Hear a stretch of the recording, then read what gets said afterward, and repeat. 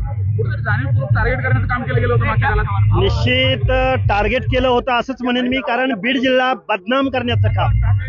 बीड जिल्ह्याची तुलना बिहार बरोबर केली गेली. बीड जिल्ह्याची तुलना, बीड म्हणजे गुन्हेगारी असं जे एक समीकरण आहे, त्याला लाखो लोकांनी आपल्या उपस्थितीमधनं, आपल्या आचरणामधनं टाकून दिलेलं आहे. लाखो लोक इथं येत आहेत.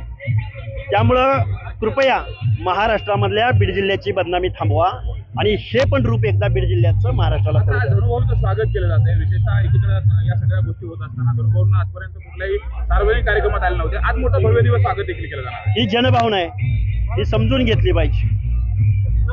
समूह भावना, जनभावना ही या महाराष्ट्राला सुद्धा कळली पाहिजे. मात्र हे करण्याचं काम कोण करतं? इथं प्रत्येक गोष्ट राजकीय भावनेतनं, प्रत्येक गोष्ट जातीय भावनेतनं, ज्यांनी जातीयवाद केला त्याच लोकांनी या बीड जिल्ह्याची दुर्दैवानं बदनामी केलेली आहे.